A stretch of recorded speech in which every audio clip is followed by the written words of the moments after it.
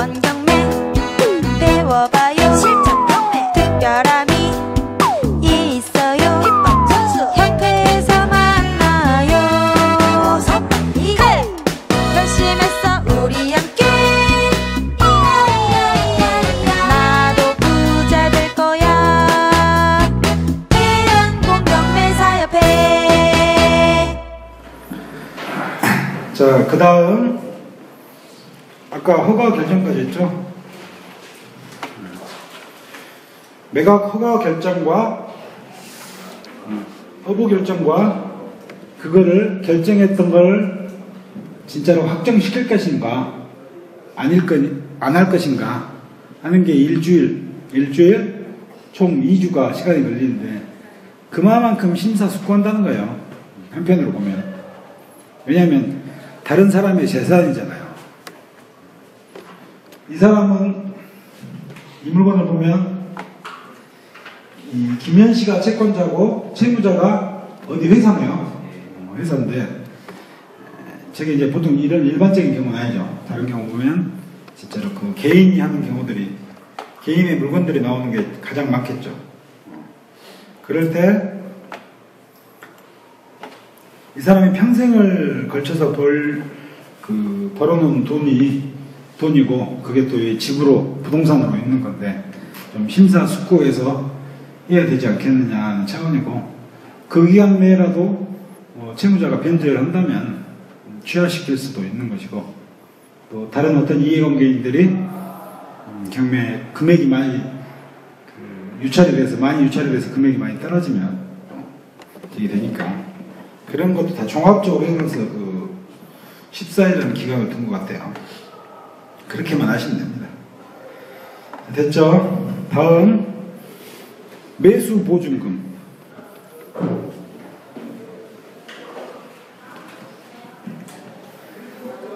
매수 뭐라고요? 보증금.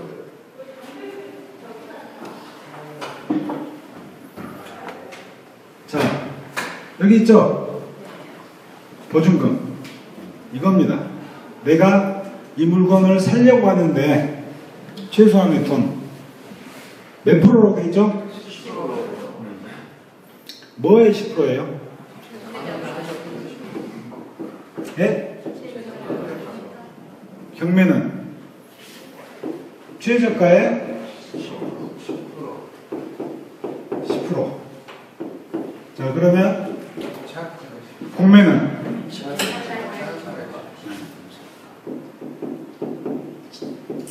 입찰가가 뭐죠? 네?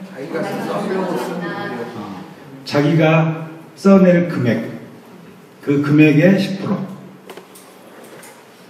경매는 최저가, 여기 나와 있죠?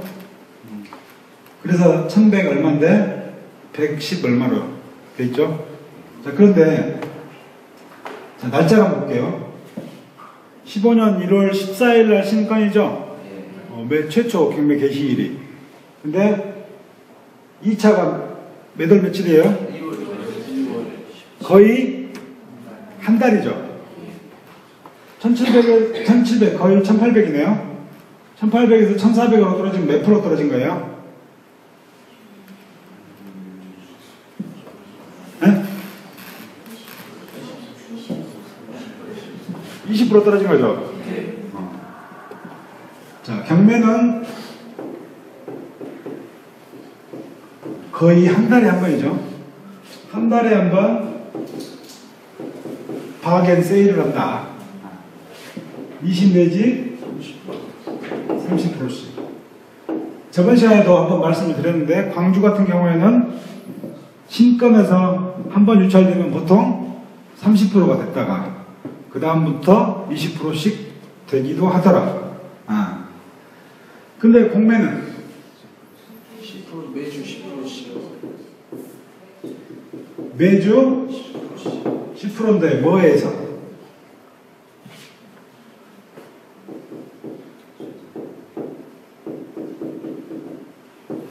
최초 가격에서. 자, 처음에 나온 물건 이게 1억이야. 1월 1일 날 했어. 1억에. 그러면 일주일 뒤면 1월 8일이겠죠? 1월 8일에 얼마? 네? 9천이죠. 자, 그러면 1월 16일. 17일이겠죠? 1월 17일에 얼마? 네? 8천. 왜? 최초 1억. 이 금액에서 10%씩 떨어지는 거예요. 근데 경매는 어떻게? 최저가에서 몇 프로씩. 예. 저기 맨 처음에 있는 감정가에서 몇 프로씩 떨어지는 게 아니고 최저가에서 여기 써놓는데요. 최저가에서 20%씩. 그래서 떨어지는 거고 공매는 최초 감정 가격에서 10%씩 떨어진다. 이 차이점을 잘 알아두시면 좋겠죠. 네. 최저 매각 가격 역시 똑같은 의미 저기 나와 있죠. 저것보다는 1150만 원보다는 넘게 써야겠죠. 3차에 3월 25일 내일 입찰을 하고 싶으면 저것보다는 넘게 써야겠죠. 최저 마지노선이다 그 말입니다. 자, 그 다음 공유자 뭐라고 되어 있죠? 크게 공유자 우선 매수 1,500원. 자, 이것도 쉽습니다. 공유자라는 게 뭐죠? 같이 응? 공동으로 소유한 사람, 공유자.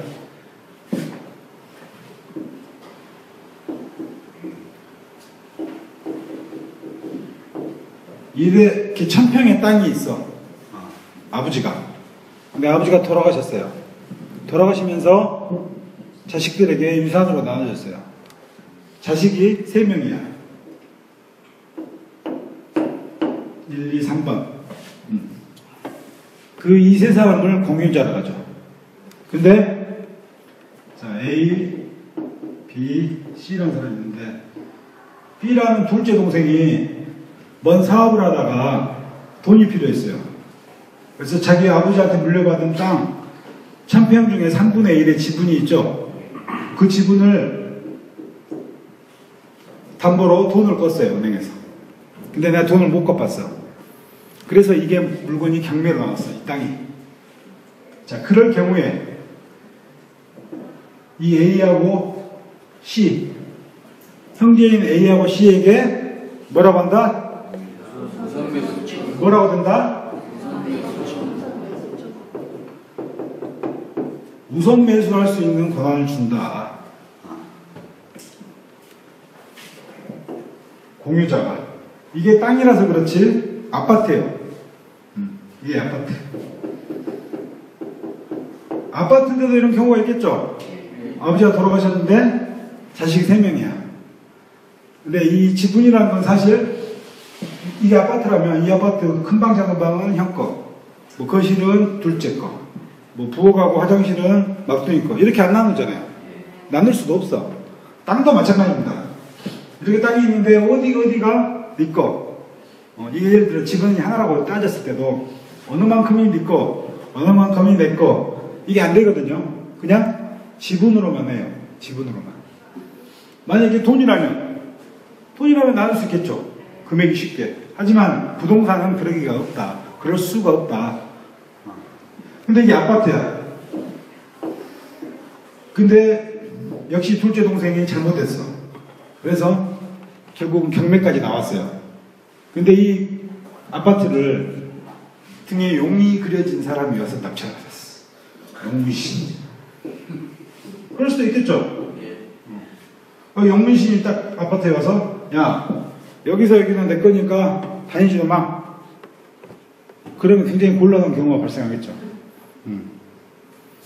그래서 안 되겠다. 이거는 법적으로 생각해봐도 같은 공유자가 있으니까 식구들이 먼저 살 수 있는 권한을 줘야겠다. 그런 의미예요. 공유자 우선 매수. 아시겠죠? 어때? 이해가 좀 빨리 오십니까? 네? 여기도 마찬가지죠. 자, 이 물건을 보면 김은희 외 3명이죠. 그리고 매각 대상을 뭐라고 돼 있어요?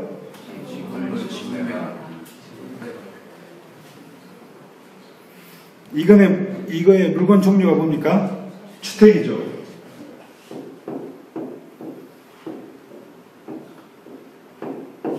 이 집이 있어. 근데 우리나라 등기부는 어떤 게 있다고요? 토지 대장이 따로 있고 건물 등기 대장이 따로 있죠.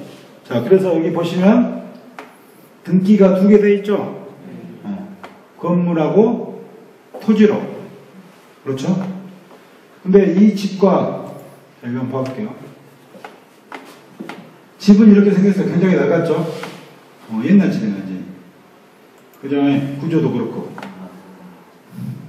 근데, 자, 확대 지붕들 보는데, 이 땅이에요, 이 땅. 뭐라고 돼 있어요? 1737에 2라고 돼 있죠. 이건 지번이네요, 지번. 지번 숫자고. 이 땅의 일부가 이렇게 건물이 돼 있고, 이 건물은 그 용적률대로 지어지죠. 뭐는 몇 프로, 뭐는 몇 프로. 그래서 저 땅에 저렇게 단독주택이 있는데 저 중에 왜 3명이니까 총 몇 명이죠? 4명. 총 4명이 자기 지분을 어딘가 모르지만 갖고 있는 거예요. 근데 그게 지분으로. 그러면 채무자가 지금 김은희죠. 김은희의 3명은 돈을 안 빌었었어. 안 빌었었단 말을 하여튼 안 빌렸어. 안 빌렸는데 김은희 이 친구 혼자 돈을 빌린 거죠. 그래서 이렇게 경매에 나온 거다. 그래서 지분으로 되어 있죠. 자, 보시면 자, 범방동 1737의 2번지 대지가 자 13평 정도 됐는데 그 중에 잘 나왔죠. 233 면적 중 김은희 집은 42.545 전부. 저기 일부만 받는 거야, 지분만. 저희가 그럼 저거는 못 사요. 아, 살 수 있죠? 나왔잖아요. 나올 수 있죠. 팔 수도 있죠. 근데 팔기가 쉬울까요? 어려울까요? 어렵겠죠. 왜? 전체가 아니니까. 지분이니까. 이 중에 일부란 말이에요. 근데 그 일부가 어디가 내 거라고 소유를 할 수 있다, 없다? 없다. 근데 이걸 가지고 지분경매 틈이 있습니다 해서 한때 유행됐던 때가 있었어요. 경매에서. 근데 상식적으로만 생각해보세요. 팔리겠냐고. 안 팔리겠죠? 잘 팔리지도 않고 사실 잘 되지도 않습니다.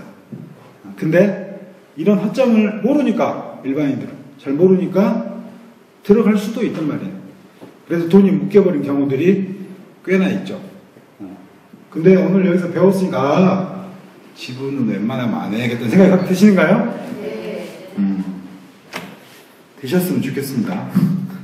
근데 잘 찾아보면 지분 경매도 참 좋은 게 있어요. 그런 경우가 있는데 그거는 고수가 돼야 할 수 있을까요? 하수인 저도 할 수 있을까요? 여러분도 할 수 있을까요? 고수가 돼야겠죠. 자, 그렇습니다. 아까 내가 물어본 건 답이 됐나요? 아시겠죠? 근데 내가 뭐 말을 하다가 지금 그 질문에 깜빡 잊어먹는데.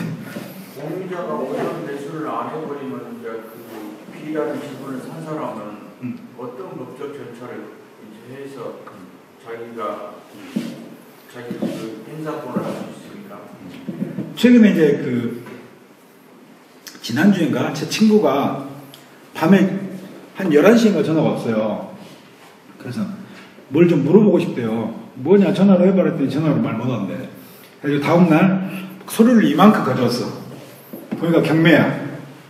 근데 그 친구의 와이프가 4형제예요. 4남매. 근데 그 중에 처남이 4명이 그 아버지가 돌아가셨거든요. 예전에 돌아가시면서 이렇게 땅이 있었는데 필지는 여러 필지로 되어 있었는데 그 필지의 땅을 이제 4등분을 해서 그 상속을 받았던 물건인데 처남 그 오빠가 그 좀 돈을 빌렸었다가 잘못됐어. 가지고 이제 경매에 그 된 경우가 있었거든요. 지금 사건 번호는 제가 잘 모르겠네요. 딱 보면 기억나는데. 그래서 쫄아서 온 거야, 내 친구가. 쫄아서. 아니, 이렇게 되는데 이거 어떻게 해야 되냐고. 그래서 제가 뭐라고 했을까요? 걱정하지 말라고 했어.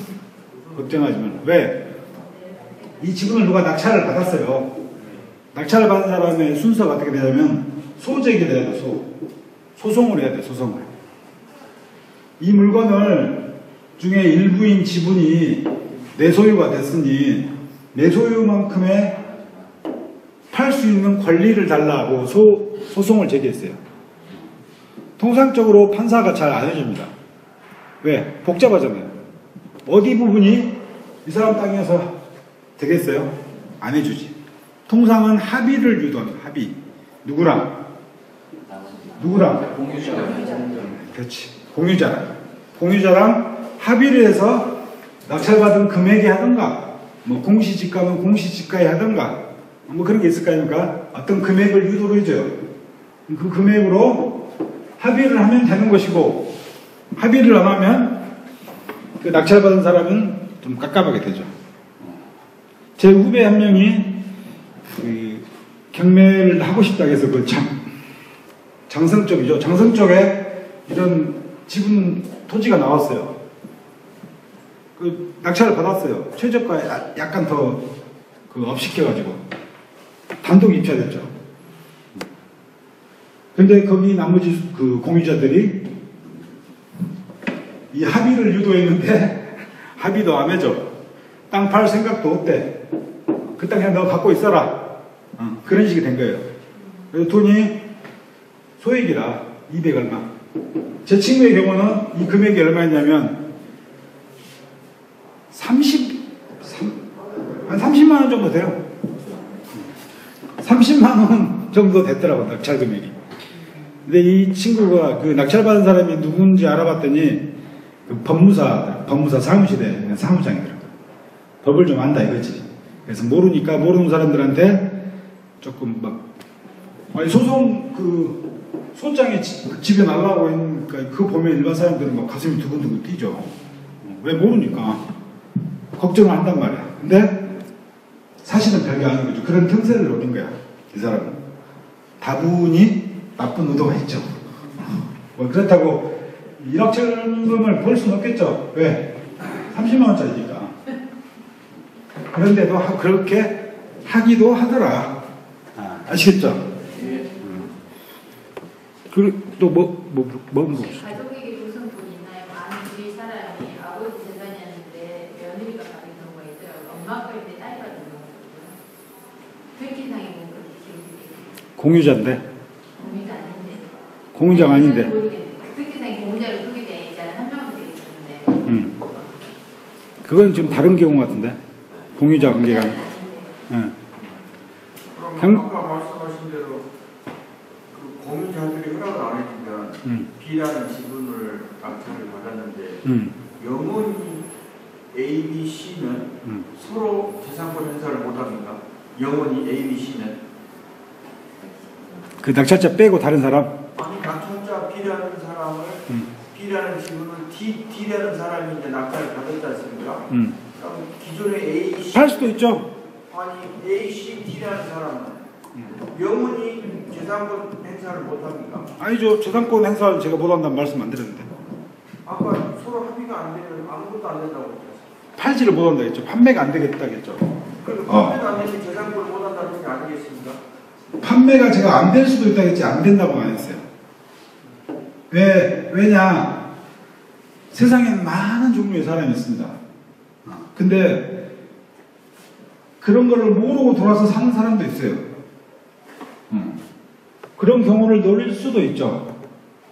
근데 통상적으로 이걸 아는 사람 같으면 들어가서 안 사겠죠. 그리고 아까 합의가 안 됐어. 예를 들어 합의가 안 되면 어떻게 되냐면 그대로 묶이는 거예요. 말씀한 대로 재산권 행사가 안 될 수도 있어요. 경우의 수는 여러 가지가 있습니다. 근데 어떻게 딱 된다라고 한 가지로 단정 지을 수는 없단 말이죠. 그렇게 돼 있는데도 이걸 팔아먹는 사람도 있다니까요. 지금 이게 참 아이러니하죠. 지금 이걸 듣고 내용을 듣고 딱 들어보니까 그럼 뭐 이상한데 생각이 바로 들잖아요. 왜? 내용을 듣고 알았으니까. 근데 모르면은 살 수도 있다고 사는 사람도 있단 말이에요. 참 희한하게도. 근데 그런 함정에 빠지면 안 되겠죠. 그쵸? 어떻게 만족하셨어요, 답이? 뭔가 또 헷갈리신가요? 아니 그 논의 실정이 있는데 방금 A, B, C가 지금 합의가 안 돼요. 그럼 너는 넓이수 넘는데 지분만큼 가서 농사를 지어야 되는데 이쪽 부분은 이쪽이 좀 땅이 좋고 저쪽 부분은 안 좋아요. 그럼 농사를 못 짓는다는 뜻이잖아요. 재산권 때 아니죠. 농사를 못 짓는다는 법은 없다니까요. 농사는 지을 수 있어요. 누가 짓든. 그 집만큼의 어떤 일정액을 내면 되겠죠. 소유자에게. 네. 왜냐면 또 다른 두 명이 그 공유자, 새로 낙찰받은 사람한테 합의를 안 하고도 그냥 농사는 지을 수가 있는 거예요. 그래서 이만큼 그 수익이 나왔으니까 그걸 나눠줄 수도 있는 것이고, 지기들이 먹을 수도 있을 것이고. 지기들이 먹으면 그 낙찰자가 가만히 있겠어요? 당연히 또 소송 걸리겠죠. 그런 걸 다 알고 들어간 사람이니까. 근데 모르면 농사를 짓는지 어찌지도 모르는 사람이 많다니까요, 사실. 관심도 없고 또. 제 친구 같은 경우에는 완전 맹지야. 뭐 땅같이 다는 땅인데 그런 것도 이렇게 파고 들어온 사람이 있어요. 그래서 어떤 그 법적인 것들을 잘 모르니까 그걸 이용해서 더 많은 합의금을 받아내려고. 그게 끝마다 다 좀 다르고 여러 가지 경우가 변수가 생길 수가 있으니까 한 가지로만 해석할 수는 없다. 판사도 그렇게 해석하거든요. 쉽게 안 해줘요, 잘. 아시겠죠? 분할 주거권을 해도 잘 안 해줍니다. 그렇죠. 이제 그 친구도 분할 청구권을 한 경우인데 모르죠. 답은 어떻게 나올지. 저는 판사가 아닙니다. 통상적으로 일전이 통상적으로 안 해주려고 하니까 합의하라고 그래요, 판사 입장에서. 통상적으로. 상식적으로만 생각해 보시면 돼요. 그러니까 상식적으로 생각하니까 당연히 지분 경매는 잘 안 하신 게 낫겠죠. 자, 그리고 다음은 공유자 우선 매수 청구권에서요. 매수 금액을 어떻게 결정합니까? 그러니까 그것도 이제 그러니까 그걸 합의를 해야 돼요. 누가 결정을 해줄 수가 없잖아요. 어떤 금액은 있을 거 아닙니까? 뭐라 그럴까? 감정가, 아니면 뭐 공시지가. 그 금액선에서 이제 합의하라고 하죠, 보통. 아니면 공시지가가 예를 들어 뭐 1,000원인데, 현재 거기 시세가 100만 원이야. 그럼 어때요? 갭이 크죠? 그럴 경우에는 합의도 잘 안 되겠죠. 그럴 때 이제 소송해야죠. 소송해서 해결해야죠. 서로 자기의 의견들이 너무 의견 차가 심하면 될 수 없습니다. 소송 말고는. 아니 공유자 우선 청구권 실행하는 금액을 물어보시나. 공유자 우선 매수 청구권을 쓰잖아요. 공유자가 네. 그 매수 금액을 어떻게 결정해요? 그것도 이제 법원에서 결정을 해주죠. 그거는 최저가가 판사가. 아니고요. 보통 최저가. 낙찰가라는 게 아니고. 금액, 자, 보세요. 물건을 보면서 이야기 설명해 드릴게요. 가장 쉽게. 자, 이게 지금 지분이잖아요. 공유자가 있잖아요. 근데 최저가가 1,100만 원이야. 근데 이게 예를 들어 1,200에 낙찰이 됐어. 그러면 그 금액으로 할래 말래 이거죠. 공유자 우선 매수가 저거하고 비슷해요. 뭐냐면 맨 밑에 보세요. 차순위 뭐라고 돼 있죠? 공유자하고는 의미는 다른데 권유를 똑같이 주는 거예요. 같은 급으로. 차순위 매수 신고라는 것은 뭐냐면, 예를 들어 낙찰 금액이 1억이에요.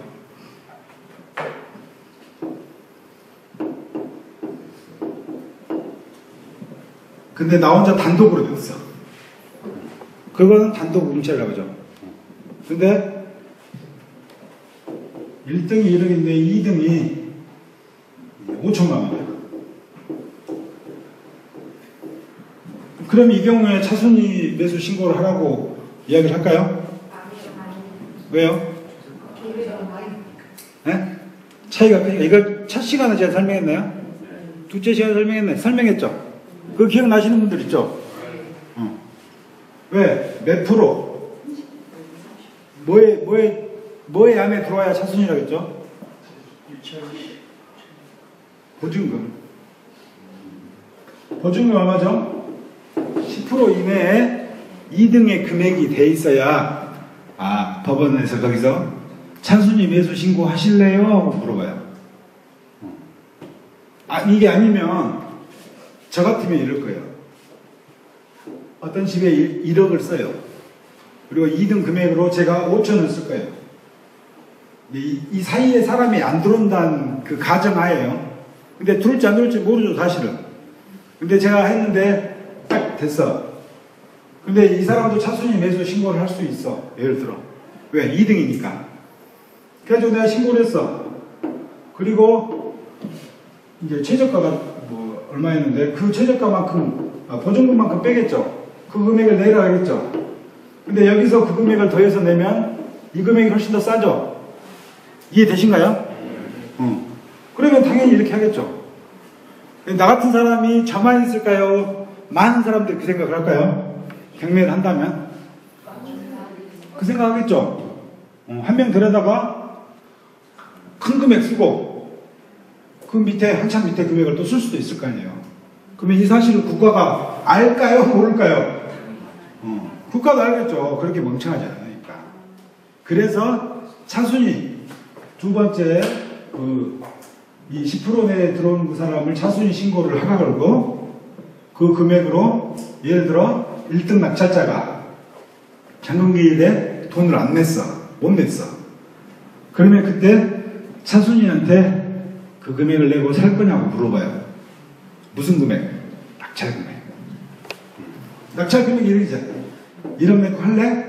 물어본다고. 그런 그 지위를 이 사람들한테도 주는 거예요, 이렇게. 공유자한테는. 왜? 아까 아파트에 용문신체가 예를 들었죠?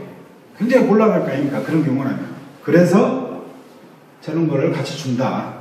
이렇게 이해하고 계시면 된다. 아시겠죠? 자, 그리고 그 다음 명도, 소송, 인도, 명령. 크게 한번 읽어보시죠. 명도, 소송, 인도, 명령. 자, 명도는 명도 소송하고 인도 명령으로 되어 있죠. 이것도 아마 이게 있나? 저도 이 강의를 제가 준비를 하는 스타일이 아니라서 이 책도 부랴부랴 만들어서 사실 부랴부랴 만들었고 했는데 그때 사실 크게 준비는 하고 제가 이 자리에 오진 않습니다. 그냥 왜냐하면 그러면 잘 안 되더라고. 그냥 내가 알고 있는 지식선에서 이렇게 해더라도 충분히 그 커버가 되는 건데 명도편이 나중에 있나 모르겠네요. 목차 한번 봐보시죠.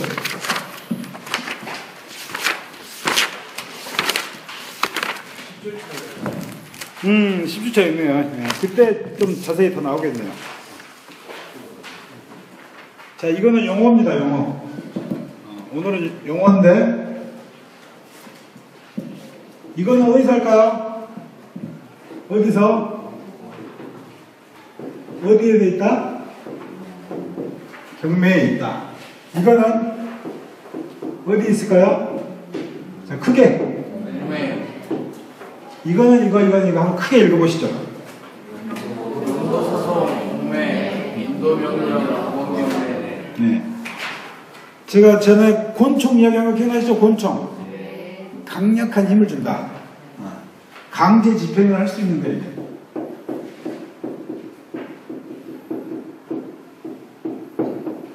이 집에 사는 사람이 끝까지 안 버티고 안 나간다면 강제로 그 안에 있는 집기들을 드러내버릴 수 있는 그런 엄청난 파워예요. 파워.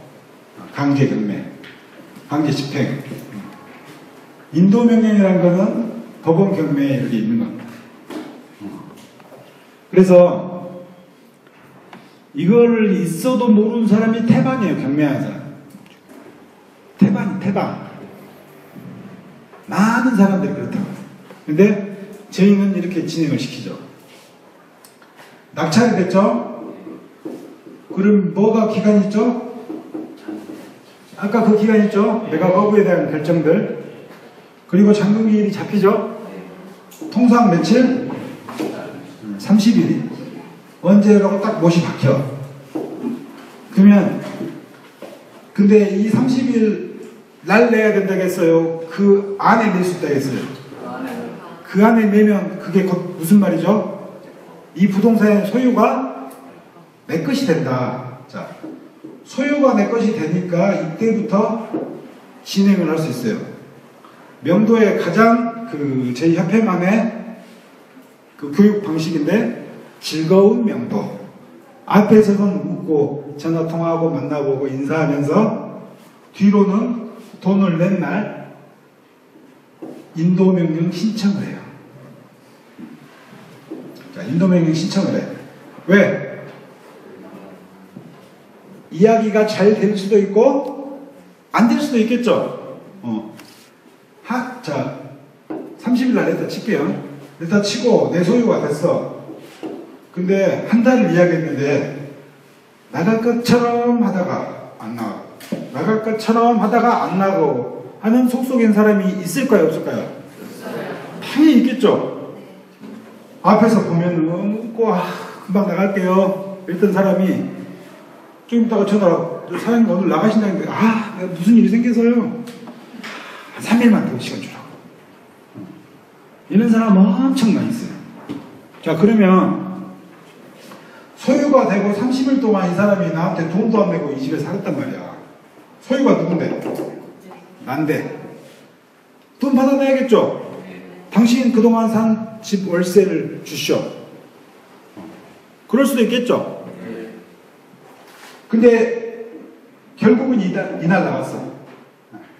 나가면 좋은데 안 나갔어. 안 되겠다. 참다 안 되겠다. 내가 인도명령 신청해야지. 그러면 나는 며칠 까먹었어요? 응? 한 달을 까먹었죠? 그러면 되겠습니까? 안 되겠습니까? 응? 안 되겠죠? 그래서 우리는 딱 잔금을 치르는 날 바로 앞에서는 당근을 주면서 뒤로는 내 채찍을 준비하는 거야. 국가에서 강력하게 낙찰자에게 힘을 실어주는 강제 집행 절차를 미리 준비하는 거예요. 돈도 얼마 안 들어요. 근데 그걸 안 하면 내 알토론 같은 돈을 투자해서 했는데 한 달이라는 것을 기간 동안을 남한테 집값도 못 받으면서 내주면 안 되겠죠. 내 재산의 권리 행사를 똑바로 못하니까. 그렇겠죠. 자, 그래서 법원 경매는 이런 강력한 제도인 인도 명령이 있는데 반해 공매는 그런 기능이 없어요. 그래서 무조건 소송을 해야 된다. 그래서 명도 소송이라고 이야기를 했어요. 경매와 공매의 차이점 아시겠죠? 공매는 되도록이면 명도 과정에서 말로 푸는 게 가장 좋겠죠? 근데 저는 소송은 따로 준비하고 말고 없어요. 그러겠죠? 자, 그래서 명도 소송과 인도 명령이 있고, 자, 그 다음 크게 한번 읽어보시죠. 이중경매, 공동경매, 유혈경매, 일괄경매. 자, 이중 경매, 또 뭐라고? 공동경매. 이 두 개를 왜 나란히 써놨을까요? 뭔가 의미가 비슷하니까 그러겠죠? 뭔가 의미가. 이걸 법적인 용어로 말하면 여기 있는 분은 한 분도 못 알아듣는 거예요. 이건 좀 복잡하니까. 근데 잘 한번 들어보세요. 자, 이중경매와 공동경매의 가장 큰 차이점은 누가 했느냐예요. 누가. 공동경매를 다른 말로 하면 뭐냐면 공동 뭐다? 아까 다 이야기했어요. 경매 대신 뭐라 간다 요새는? 그렇지. 공동경매를 공동매각이라고도 합니다. 왜? 매각의 뜻이 뭐예요? 파는 거니까. 근데 공동경매는 경매를 개시하기 전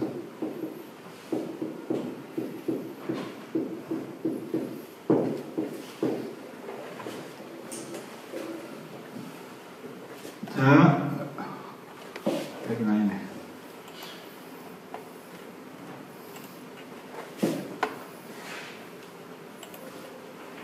자, 이 경우를 한번 봐볼게요. 여기 없네. 여기 없네. 그냥 설명을 할게요. 누군가가 은행에 돈을 빌렸어요. 1억을. 국민은행에 빌렸어. 근데 하다 보니까 돈이 부족해. 그래서 기업은행에도 빌렸어. 근데 하다 보니까 또 부족해. 근데 그 1차 은행권에 가니까 안 빌려줘. 그래서 신협에서 또 돈을 빌렸어요. 자, 그러면 이 물건에 대해서 채권자가 몇 명이에요? 3명이에요. 근데 돈을 이자를 어느 날부터가 납부를 못해. 사업이 잘 안 돼서. 그래서 자, 국민은행이 경매를 치려고 준비할 수도 있겠죠. 근데 기업은행이 나도 돈을 안 받았어.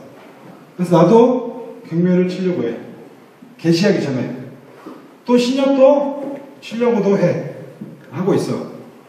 자, 경매가 개시되기 전인데, 이제 개시 전이라는 쉽게 말해서 뭐죠? 경매 사건 번호. 저 번호가 아직 안 나왔을 때. 사건 번호가 자, 없을 때. 이럴 수도 있겠죠. 미리 막 치려고 돈 받아야 되니까. 근데 그때 하는 것을 내가 판사 입장에서 보니까 한 부동산인데 얘도 치고 얘도 치고 얘도 치고 했네. 아, 야, 그러면 이런 거 귀찮으니까 그러지 말고 다 같이 한 번에 묶어서 하자. 누구를? 채권자를. 공동경매라는 것은 채권자를 공동으로 묶어서 하나의 사건으로 만드는.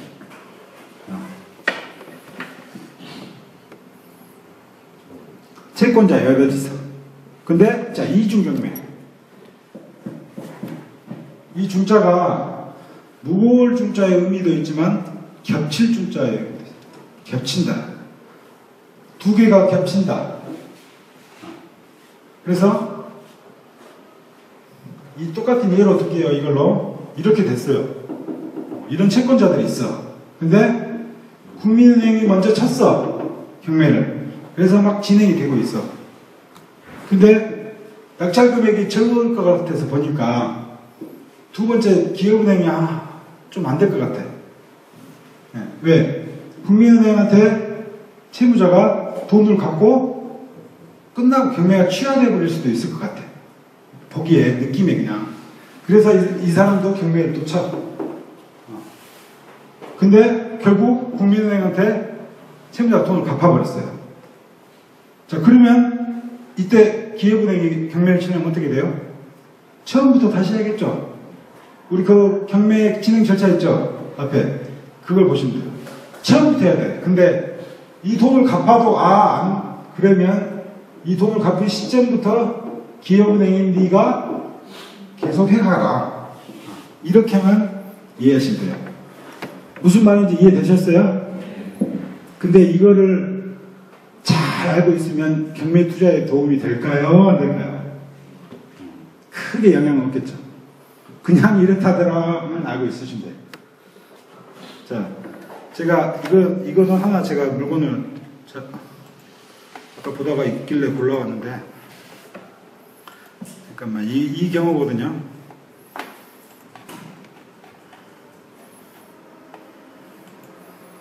(2011) 타경 45186.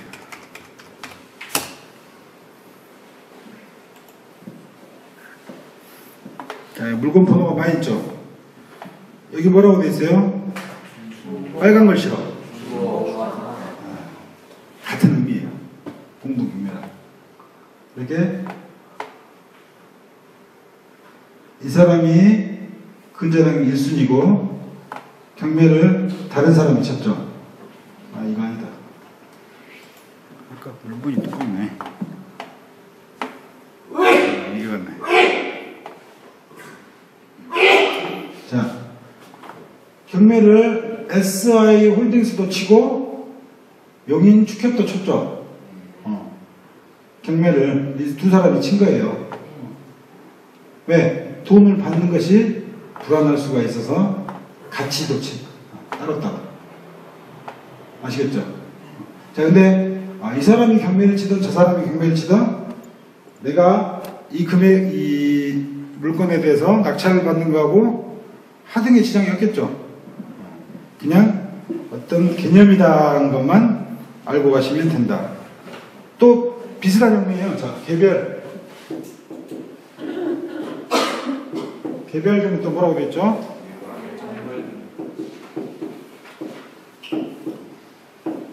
이 채무자의 부동산이 여러 개예요, 여러 개. 자, 1억짜리도 있고, 3억짜리도 있고, 5억짜리도 있고, 또 1억짜리도 있어요. 자, 이 사람의 부동산 총 금액이 얼마예요? 10억이죠.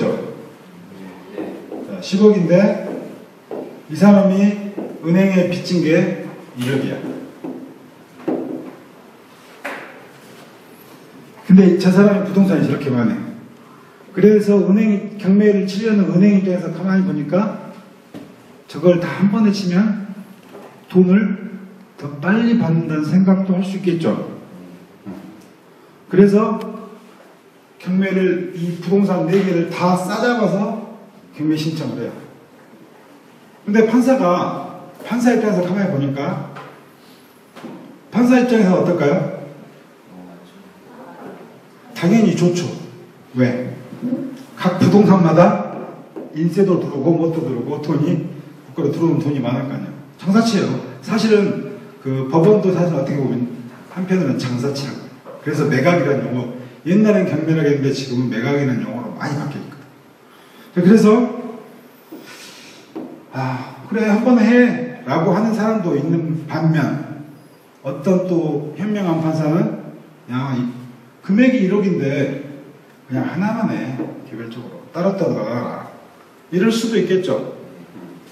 따로따로 하는 것을 뭐라고? 개별경매. 합쳐서 하는 거를 그 사람의 소유자는 몇 명이다? 한 명이 있는데 이렇게도 하고 저렇게도 하더라. 아우, 시간이 막. 자, 조금 빨리 가요. 다음 읽어보세요. 무인이여 경매 취소. 뭐라고요? 무인이여 경매 취소.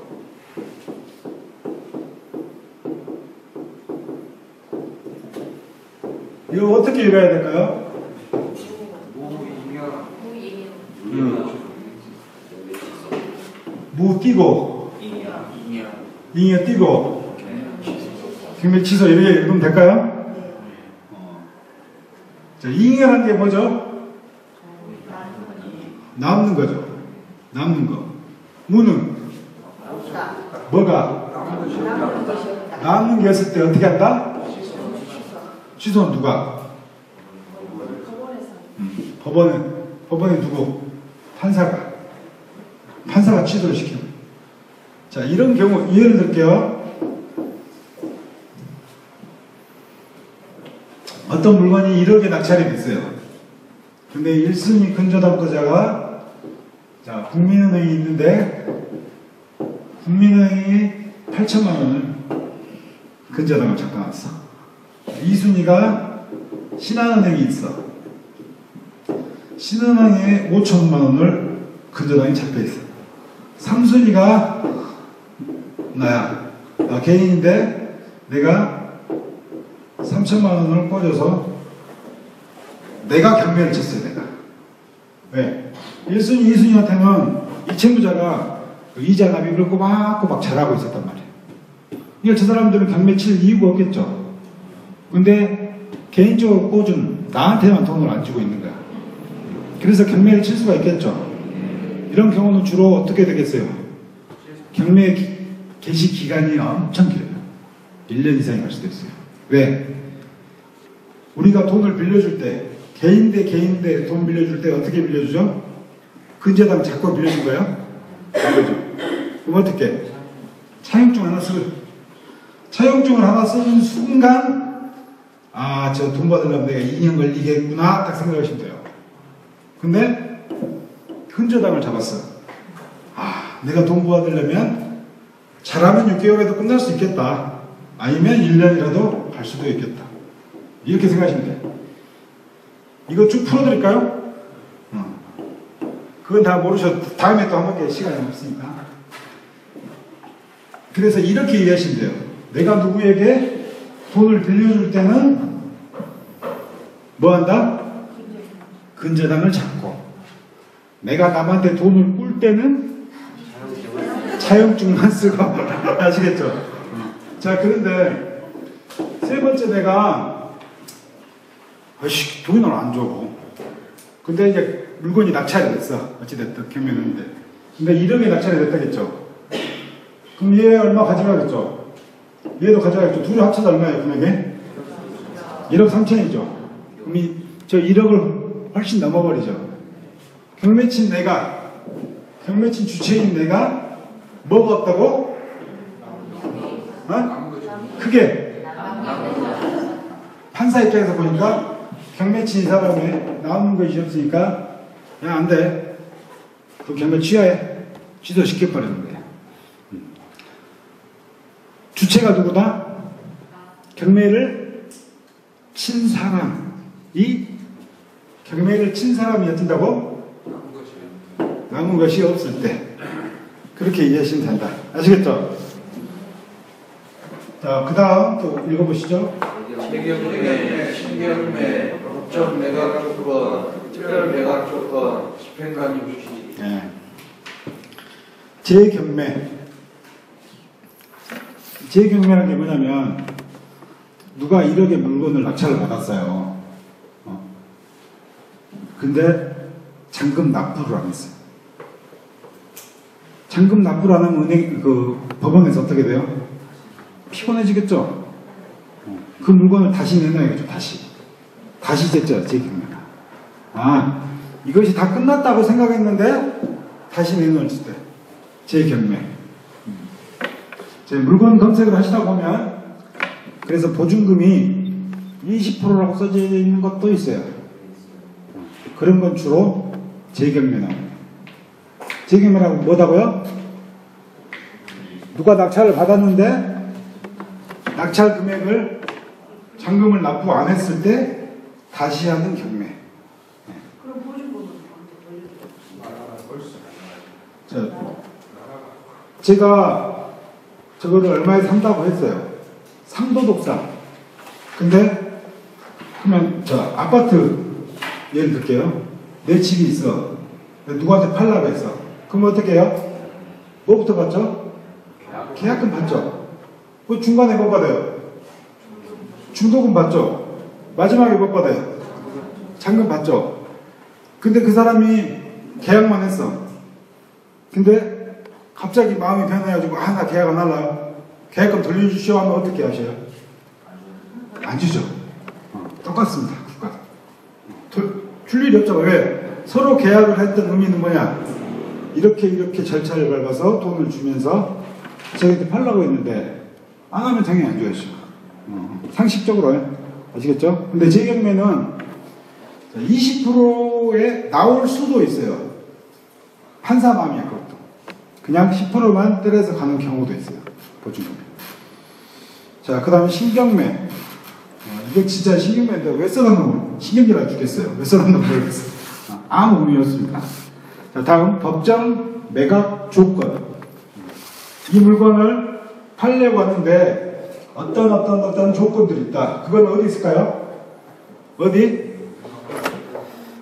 물건 명세서와 현황 조서서에 거기 나와 있어요. 어떤 조건이 있는데 그런 조건이다. 특별 매각 조건. 또 어떤 특별한 조건이 있겠죠. 그냥 그 정도로만. 이거 나중에 어디인가 나와요. 그래서 그때 좀 자세히 설명해 드리도록 할게요. 그리고 차순위 매수 신고. 당연히 그래요. 아까 했죠. 차순위 매수 신고 아까 말씀드렸죠. 뭐의 몇 프로? 보증금의 10%의 범위를 넘지 않으면 차순위 매수 신고의 대상자가 된다. 이거는 그 입찰 법정에서 어떤 물건을, 자, 이 물건을 입찰했어요. 낙찰이 됐어, 누구한테. 땅땅땅 하면서, 차순위가 있네요. 라고 그 집행관 이야기해줘요. 그래서 차순위 매수 신고 하시겠습니까? 라고 물어봅니다. 그 자리에서 바로. 그리고 그 자리에서 만약에 안 했어. 차순위가 있었는데, 10% 내에 들어간 사람이 있었는데, 그 자리에서 안 와버리면 끝나버립니다. 이 조건 다시는 안 줘요. 경매 끝나고 다음날 저 이만저만 해서 차순인데요. 제가 깜빡하고 안 했어요. 그러면 집행관이 그건 너네 집에 가서 알아보세요 하고 더 이야기 안 해줘요. 해주지도 않아요. 꼭 그 자리에서 해야 된다. 신고를 하면 보증금가 되니까. 그러면 이제 신고를 차순위 매수 신고를 하죠. 그러면 이 사람의 보증금도 안 돌려줘요. 원래는 낙찰이 되니까 떨어진 사람은 다 그 자리에서 돌려주죠. 돌려주는데 차순위 매수 신고를 한 사람에 한해서는 보증금을 안 돌려줍니다. 왜? 아까 계약했던 원리하고 똑같은 거야. 계약을 했는데 그 집주인이 보증금 안 돌려주잖아요. 마찬가지로 이 보증금이란 거는 네가 진짜로 살 의지가 있냐는 의미거든. 그러니까 그 10%는 잡고 있는 거야. 법원에서. 1등이 가면은 응? 1등에 이제 낙찰, 그렇죠. 1등이 잔금을 다 납부했다. 그러면 돌려줘요. 그거는 국가에서 날로 먹진 않습니다. 아시겠죠? 자, 오늘은 여기까지고요. 자, 문제풀이는 자, 집에 가서 해보시는 걸로. 오늘 설명을 제가 다 했죠? 상제 경매란 뭐죠? 아까 압류, 강요, 경매 개시 결정 등기가 있다. 임의 경매란 뭐 있다. 공유자 우선 매수 청구권이란 또 아까 어떻게 된다. 무인의 경매 취소도 돈이 남는 것이 없습니다. 경매 친 사람이 남는 게 없으니까 그렇게 된다. 아시겠죠? 네. 자, 수고하셨습니다.